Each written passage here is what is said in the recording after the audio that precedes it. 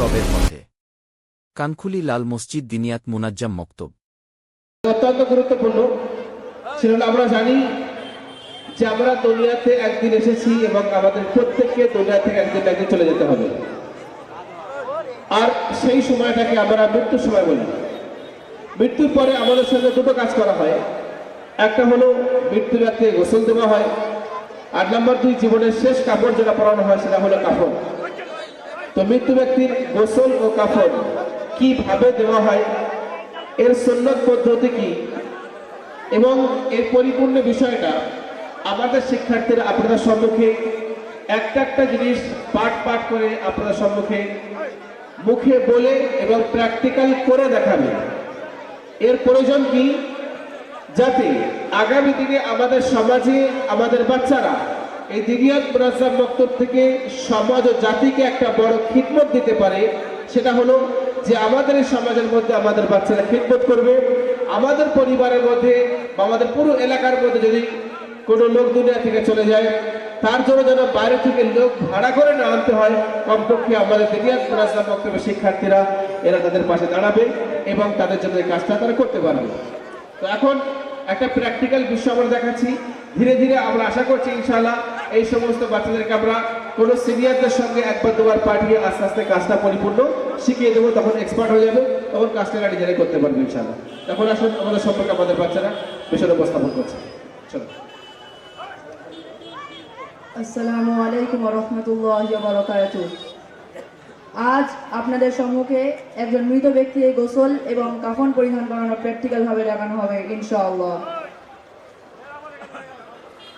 মৃত ব্যক্তিকে গোসল দেওয়ার আগে যে সামানগুলো লাগবে সেগুলো হলো সাবান, কুলপাতা গরম পানি, আতর, তুলো ও গোলাপ পানি, খিলান কাঠি, কপুর, গামছা, গোসল দেওয়ার খাট, আগরবাতি, হ্যান্ড গ্লাভস,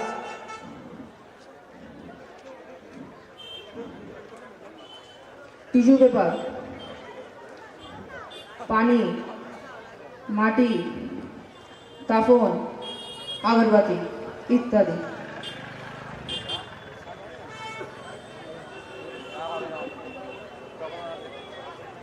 যে খাটের পর মৃতের গোসল দেবে তাকে 3 বার ভগবান আগরবাতি দ্বারা ধুনো দেবে।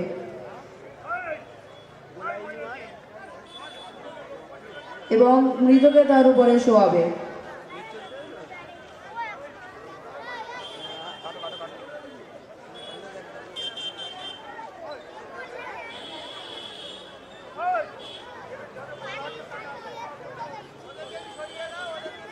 শরীরের কাপড় কেটে বের করবে। লুঙ্গি দিয়ে সতর ঢেকে শরীরের কাপড় লুঙ্গি না সরিয়ে ভিতরে ভিতরে খুলে ফেলবে।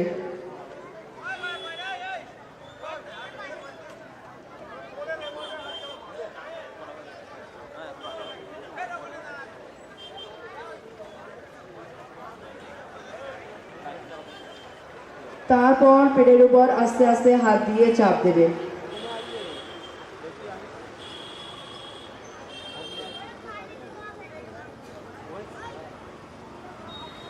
মনে রাখবে, যে অঙ্গে জীবিত অবস্থায় হাত লাগানো নিষেধ ছিল, মৃত্যুর পরও সে অঙ্গে কোনো কাপড় বা দস্তানা ব্যতীত স্পর্শ করা জায়েজ নয়। এরপর মায়েদের পেট থেকে কোনো নাপাকি বের হোক বা না বের হোক, সর্বস্থায়ী হাতে হাত মোজা পরে 3টি বা 5টি গায়ে ব্যবহার করিয়ে তাকে ইস্তিনজা করাবে।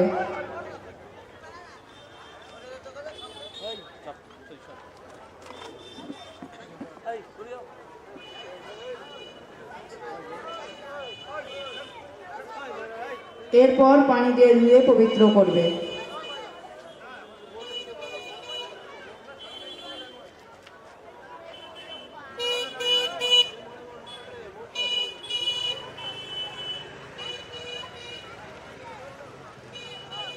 তারপর খিলানকারী দ্বারা হাত ও পায়ের আঙুলগুলো খিলান করবে। প্রথমে ডান হাতে শাহাদাত আঙুল দিয়ে শুরু হবে, তারপর বাম হাত, তার প্রথমে বাম পা, ডান পা, তারপর বাম পা।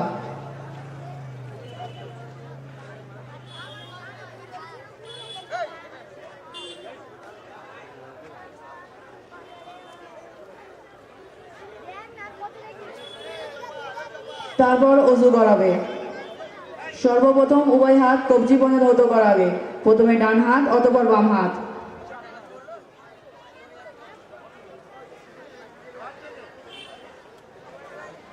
তারপর উভয় হাত কনুই পর্যন্ত ধৌত করাবে।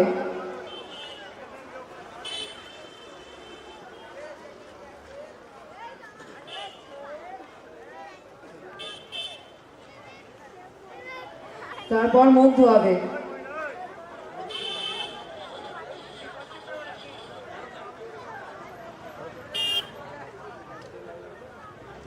তারপর মাথা মাসা করবে।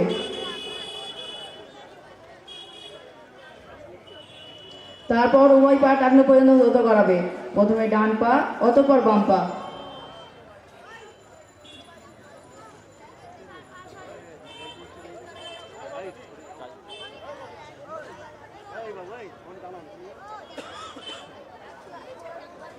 তারপর 3 বার ভিজে তুলো দিয়ে দাঁত ও দাঁতের মাড়িগুলো পরিষ্কার করে দেবে।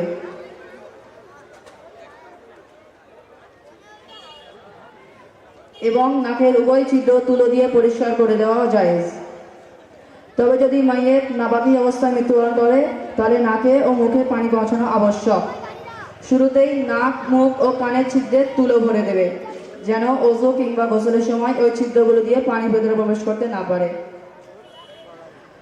যখন ওযু শেষ হবে তখন মাথায় ও পুরো শরীরে সাবান মাখিয়ে ধুয়ে দেবে।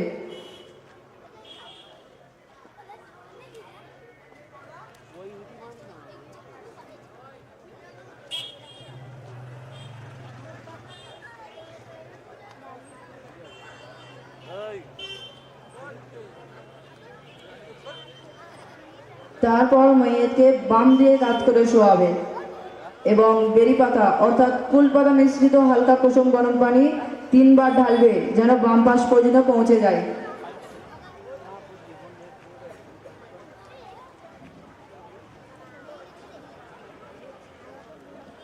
অতঃপর ডান দিকে কাত করে শোয়াবে এবং পুনরায় 3 বার পানি ঢালবে।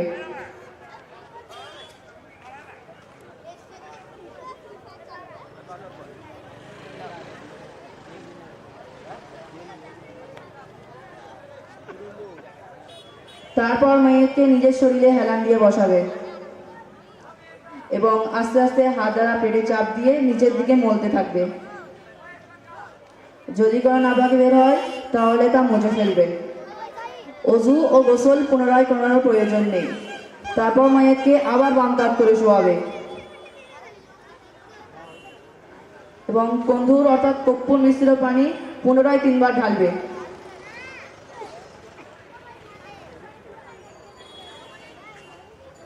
তারপর মায়েরকে ডান দিকে কাত করে শোয়াবে এবং আবার 3 বার পানি ঢালবে।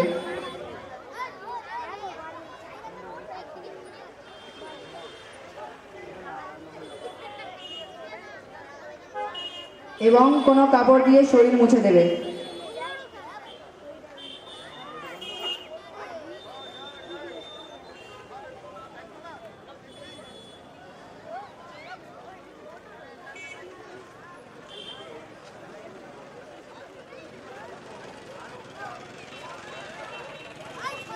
যদি বেরি পাতা সিদ্ধ করা পানির ব্যবস্থা না থাকে তাহলে হালকা কুসুম গরম পানি যথেষ্ট, তা দিয়েই গোসল দিয়ে দেবে। অত্যাধিক গরম পানি দ্বারা গোসল দেবে না। বিশেষ দ্রষ্টব্য, গোসল দেওয়ার যে পদ্ধতি উপর আলোচিত হয়েছে তা সুন্নাত পদ্ধতি। যদি কেউ এইভাবে গোসল না দেয় বরং সরাসরি ভালোভাবে ধুয়ে দেয় তাতেও ফরজ আদায় হয়ে যাবে। যখন গোসলের কাজ শেষ হবে তখন মাথায় আতর বা সুগন্ধি লাগিয়ে দেবে। পুরুষ হলে দাড়িতেও লাগাবে। তারপর কপাল, নাক, উভয় হাতের তালু, উভয় হাঁটু এবং উভয় পায়ের পাতায় কস্তর লাগিয়ে দেবে।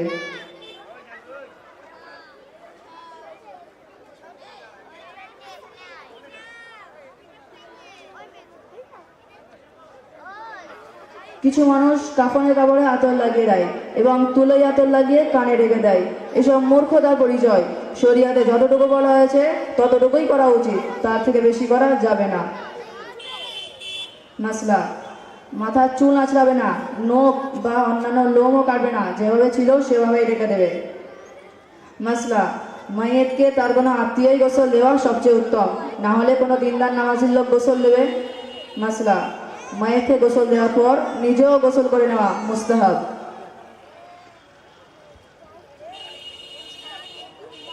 মৃত ব্যক্তিকে কাফন দেওয়ার মাসাইল। মৃত ব্যক্তিকে গোসল দেওয়া যেমন ফরজে কিফায়া, তেমন কাফন পরিধান করানো ফরজে কিফায়া। পুরুষের জন্য সুন্নত কাফন হলো 3টি কাপড়: 1 লিফাফা, 2 ইজার, 3 জামা। ইজার ও লিফাফা মাথা থেকে পা পর্যন্ত লম্বা হবে এবং জামা হাতা ও কলি ছাড়া ঘাড় থেকে পা পর্যন্ত লম্বা হবে। মহিলাদের জন্য মাসনুন কাপড় 5টি: 1 চাদর বা লিফাফা, 2 ইজার, 3 জামা, 4 সিনাবান্ধ, 5 ওড়না। লিফাফা বা চাদর মৃত ব্যক্তির দৈহিক উচ্চতা থেকে 1 হাত লম্বা হতে হবে। ইজার মাথা থেকে পা পর্যন্ত লম্বা হতে হবে এবং জামা ঘাড় থেকে হাঁটু পর্যন্ত লম্বা। সিনাবান্ধ বুকের উপরিভাগ থেকে নিয়ে হাঁটু অথবা নাভি পর্যন্ত, উড়ু পর্যন্ত হলে উত্তম। ওড়না কমপক্ষে 3 হাত লম্বা হবে। যদি কেউ 5টি কাপড়ে কাফন না দিয়ে কেবল 3টি কাপড় ইজার, চাদর, ওড়না কাফন দেয়, তাও জায়েজ আছে। এতটুকু কাপড়ও কাফনের জন্য যথেষ্ট। 3টির কম কাপড়ে কাফন দেওয়া মাকরুহ এবং অপছন্দনীয়। আর যদি খুব মজবুরি থাকে তাহলে 3টির কম কাপড়ে কাফন দেওয়া বৈধ। সর্বোত্তম কাফন হলো সাদা কাপড়ে। এক্ষেত্রে নতুন পুরাতন সবই সমান। পুরুষের জন্য খাঁটি রেশমি বা রঙিন কাপড় দ্বারা কাফন দেওয়া মাকরুহ, অবশ্য মহিলাদের জন্য বৈধ। কাফনের মধ্যে কোনো কাপড় সেলাই করা চলবে না। জামা ও গলার জন্য মাঝখানে শুধু একটু কেটে নেবেন। কাফন পরানো সুন্নত পদ্ধতি আপনাদের সামনে প্র্যাকটিক্যালভাবে দেখানো হবে। পুরুষের কাফনের কাপড়কে 1 বার, 3 বার, 5 বার সুগন্ধি দ্বারা ধুনি দেবে।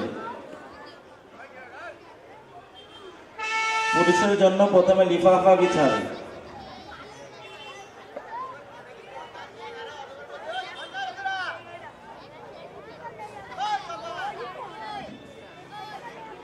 তারপর ইজার,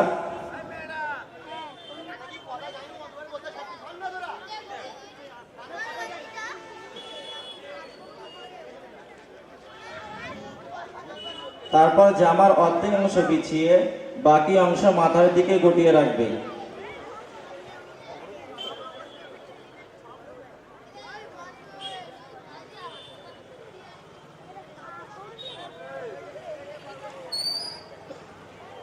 অতঃপর মাইয়াতকে তার উপর শুইয়ে গোটানো অংশের কলার দিয়ে মাথা ঢুকিয়ে জামা পরিয়ে দেবে।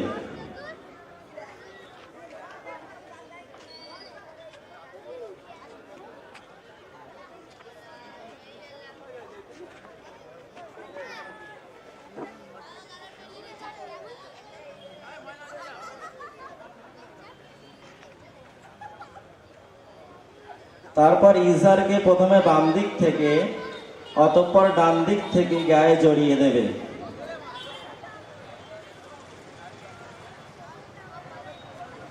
তারপর ইজারের ন্যায় লিফাফাকেও প্রথমে বাম দিক থেকে অতঃপর ডান দিক থেকে গায়ে জড়িয়ে দেবে।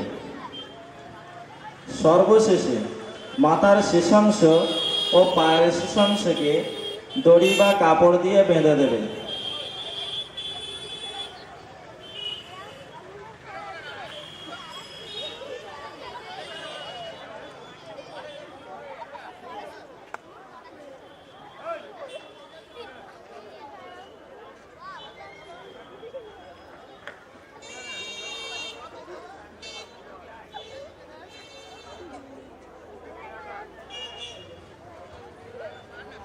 মহিলাদের কাফন।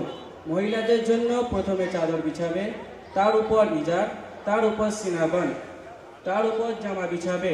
তারপর মাইয়াতকে তাকে শুইয়ে জামা পরাবে। জামা পরানোর পর মাথার চুলগুলোকে 2 ভাগে ভাগ করে তার বুকের উপর রেখে দেবে। তারপর ওড়না তার মাথা ও চুলের উপর বিছিয়ে দেবে। ওড়নাকে বাঁধা বা জড়িয়ে দেওয়া নিষেধ। তারপরে তারপর ইজারকে প্রথমে বাম দিক থেকে অথবা ডান দিক থেকে জড়িয়ে দেবে। তারপরে সিনাবান্ধকে উভয় বগলের নিচে দিয়ে এনে হাঁটু পর্যন্ত বুকের উপর জড়িয়ে দেবে। প্রথমে বাম দিকে, তারপর ডান দিকে। তারপর লিফাফা প্রথমে বাম দিকে, তারপর ডান দিকে। তারপর সিনাবান্ধকে ইজারের উপরেও বাঁধা যায়। অতঃপর সমস্ত কাপড় পরানোর পরও সিনাবান্ধকে জড়িয়ে দেওয়া জায়েজ আছে। কাফনের কাজ সম্পূর্ণ করার পর জানাজা নামাজ আদায় করে মায়েতকে দাফন করে দেবে। মাসলা, সিনাবান্ধকে ওড়নায় জড়ানোর পর ইজারকে জড়ানোর পূর্বেও বাঁধা জায়েজ, অথবা সমস্ত কাপড় পরানোর পরও বাঁধা জায়েজ। মাসলা, যে ব্যক্তি যে শহরে মারা যাবে তাকে সেই শহরেই দাফন করা উত্তম, অন্যত্র নিয়ে যাওয়া ঠিক নয়, তবে বিশেষ কোনো কারণ হলে অসুবিধা নেই। মাসলা, কাফনের মধ্যে অথবা কবরের ভিতর অঙ্গীকারনামা, নিজের সাজারায় নসব অথবা অন্য কোনো দোয়া রাখা জায়েজ নয়। অনুরূপ কাফনের উপর অথবা মাইয়াতের বুকের উপর কন্তুর কিংবা কালি দ্বারা কালিমায়ে তৈয়িবা বা অন্য কোনো দোয়া লেখা জায়েজ নয়। এই পর্যন্ত মৃত ব্যক্তিকে গোসল ও কাফন পরিধান করানো এবং সম্পর্কিত কিছু মাসলা মাসাইল আপনাদের সম্মুখে তুলে ধরা হয়েছে। আসসালামু আলাইকুম ওয়া রাহমাতুল্লাহি ওয়া বারাকাতুহু। কোন সে আলো এই ধরাতে এলো, আধার পৃথিবী কে যে